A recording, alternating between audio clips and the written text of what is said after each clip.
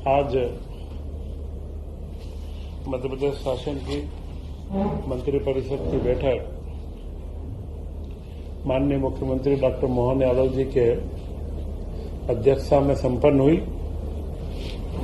सर्वप्रथम मुख्यमंत्री जी के द्वारा बताया गया कि समान नागरिक संहिता के ऊपर 9 लाख से ज्यादा सुझाव तो अभी तक लिपिबद्ध हो चुके हैं तथा उनमें से 90% के करीब सुझावों में समान नागरिक संहिता के प्रति समर्थन व्यक्त किया गया है। अल्पसंख्यक समाज की कई महिलाओं के द्वारा व कई पुरुषों के द्वारा भी इसमें समर्थन व्यक्त किया गया है। बाकी सारे मुद्दे 22 जून तक संकलित करने के पश्चात 30 जून तक उनमें से जो समावेश किया जा सकता है उनको करके 5 जून तक समान नागरिक संहिता का प्रारूप तैयार कर लिया जाएगा। यह एक बड़ा महत्वपूर्ण अभियान था जिसमें हर जिले से और हर नागरिक से इसके अंदर सुझाव मांगे गए। 3.5 करोड़ से ज्यादा एसएमएस हमने पूरे प्रदेश की जनता किए विभिन्न वर्गों में और उसके माध्यम से ही 9-10 लाख सुझावों का आना एक अभियान के रूप में हमने इसे पूर्ण करा है और जन भावनाओं को देखते हुए समान नागरिकता का बिल 5 जुलाई को जो आएगा उसके बाद हम इस विधानसभा सत्र में संभव हुआ तो इसे लाने का प्रयास करेंगे। देश राष्ट्रपति महामहिम द्रौपदी मुर्मू जी का 4 दिन का प्रवास मध्य प्रदेश के अंदर हुआ। उसमें जन कल्याण से जुड़े सिकल सेल के अभियान में उन्होंने विशेष रुचि ली और सिकल सेल के ऊपर हमारे राज्यपाल महोदय के द्वारा भी जो पूरे प्रदेश के अंदर निरंतर उनका मार्गदर्शन मिलता है, सिकल सेल का एक बड़ा सम्मेलन किया गया और इसके सारे बिंदुओं के ऊपर बृहद परिप्रेक्ष्य में चर्चा भी हुई और इस अभियान को गति दी गई है। महामहिम राष्ट्रपति कुनों में मध्य प्रदेश का जो चीतों का संवर्धन करने का एक बड़ा महत्वपूर्ण अभियान प्रारंभ था और जिसमें काफी सफलता मिली है। वे वहां पर भी गई और वहां भी उन्होंने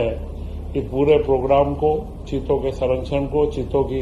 जो प्रजाति का लगातार हमारे वृद्धि हो रही है, इस सब के बारे में उन्होंने देखा और यह एक हमारे लिए महत्वपूर्ण था कि देश के राष्ट्रपति इन सारे मुद्दों के लिए हमारे यहां पर मध्य प्रदेश में 4 दिन के प्रवास पर रही हैं। इस पूरे समय काल में बांधवगढ़ को इंडिया डे कॉन्क्लेव के अंदर एक श्रेष्ठ रिजर्व या प्रबंधन के रूप में इसको प्रथम अवार्ड दिया गया गोवा में कॉन्फ्रेंस के अंदर। और इसी के साथ में जल गंगा अभियान निरंतर मुख्यमंत्री जी डॉक्टर मोहन यादव जी के मुख्यमंत्री बनने के पश्चात ही उन्होंने इस पर विशेष बल दिया और जिस तरीके से जल गंगा अभियान को ग्राम पंचायत में एक गांव के स्तर तक जाकर काम किया गया उसका प्रेजेंटेशन भी दिया गया और मुख्यमंत्री जी ने विशेष आह्वान किया है कि 25-30 जून तक हर ग्राम पंचायत में एक बड़ा वृहद आयोजन किया जाए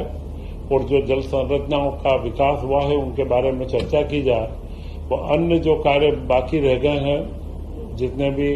हैंडपंप हैं, बावड़िया कुएं हैं, पारंपरिक हमारे स्रोत हैं, इनके बारे में और जितने कार्य बाकी हो 30 जून के पहले पूर्ण कर लिए जाएं। इसमें जो अभी तक की आंकड़े प्राप्त हुए हैं उन आंकड़ों में जल गंगा अभियान के ऊपर हमारे यहाँ देश के अंदर मध्य प्रदेश को 3रा स्थान प्राप्त हुआ है और हमारे करीब करीब 10 जिले डिंडोरी, खंडवा तथा शहडोल फर्स्ट 10 डिस्ट्रिक्ट के अंदर देश के अंदर आए हैं तथा खंडवा तथा इंदौर नगरी निकाय 2 देश के 10 नगरीय क्षेत्रों के अंदर से आए हैं, यह एक बहुत बड़ी उपलब्धि मध्य प्रदेश के अभियान को प्राप्त हुई है। इसी साथ में किसान सम्मान निधि का हमारे प्रधानमंत्री नरेंद्र मोदी जी के द्वारा कलकत्ता से इसका सिंगल क्लिक से वितरण किया गया और हमारे यहां पर करीब 81 लाख किसानों को 240 करोड़ रुपए की निधि इसमें प्राप्त हुई है। इसी के साथ 23 जुलाई से श्यामा प्रसाद मुखर्जी का बलिदान दिवस है और इसमें 15 दिनों तक समाज के विभिन्न कार्यक्रमों को संचालित करते हुए श्यामा प्रसाद मुखर्जी के प्रति यह एक पखवाड़ा पूरा मनाया जाएगा। इसी के साथ में अगले माह 15 जुलाई से 29 जुलाई तक गुरु पूर्णिमा का एक पखवाड़ा पूरे उत्सव के रूप में गुरु पूर्णिमा को मनाया जाएगा और उसका प्रेजेंटेशन भी स्कूल शिक्षा विभाग के द्वारा दिया गया। ये सभी स्कूलों के अंदर किस तरीके से गुरु के प्रति संस्कार कैसे बच्चों के अंदर बढ़े, उनके लिए निबंध प्रतियोगिता, वाद विवाद प्रतियोगिता, अलग अलग नाटक और पूजा संस्कृति और हमारे संस्कृति के विकास को किया जाए, तो यह पूरा कार्यक्रम 5 दिन का किया जाएगा और इसमें हर सांदीपल्ली स्कूल में प्रभारी मंत्रियों के द्वारा उनकी अध्यक्षता के अंदर कार्यक्रमों को आयोजित किया जाएगा। गुरु पूर्णिमा का समय और शिक्षकों के प्रति एक सम्मान प्रदर्शन करने का एक महत्वपूर्ण अवसर है। इसी के साथ में आज के अंदर महत्वपूर्ण रूप से जो निर्णय लिए गए हैं, 5,365 करोड़ रुपए की योजनाओं की निरंतरता की स्वीकृति दी गई है। इसमें मुख्यमंत्री कन्यादान योजना जो 1740 करोड़ रुपए की है, इसे 5 साल तक निरंतर रखने के लिए, क्योंकि 5,000 रुपए इसके अंदर प्रति विवाह में दिए जाते हैं और यह योजना हमारे प्रदेश के अंदर सफलतापूर्वक संचालित की जा रही है। इसी के साथ में जो हमारे खाद्यान्न आपूर्ति के परिवहन व्यय की 3580 करोड़ रुपए की योजना, उसको भी इसमें स्वीकृति दी गई है। इसी के साथ कैबिनेट के महत्वपूर्ण निर्णय में स्कूल शिक्षा विभाग में करीब अगले 3 वर्षों में एक सर्वे किया गया है और मैपिंग की गई है कि 100% हमारे एडमिशन की अगर हम स्थिति मध्य प्रदेश के अंदर लाते हैं तो कौन कितने स्कूल चाहिए और उनके आकलन के से 315 स्कूलों को हाई स्कूल में उन्नत करना तथा 214 हायर सेकेंडरी के नए स्कूलों को उन्नत करने का एक कार्यक्रम डिसाइड हुआ है, जो 3 वर्षों के अंदर इस लक्ष्य को प्राप्त किया जाएगा और यह कैबिनेट के द्वारा इसमें करीब 635 करोड़ रुपए का व्यय स्वीकृत किया गया है। इसी के साथ किसान वर्ष जो मुख्यमंत्री जी डॉक्टर मोहन यादव जी ने 2025 को उद्योग वर्ष के रूप में मनाया था, जो 2026 किसान वर्ष के रूप में मना रहे हैं, इसमें किसानों को एक महत्वपूर्ण सौगात दी गई है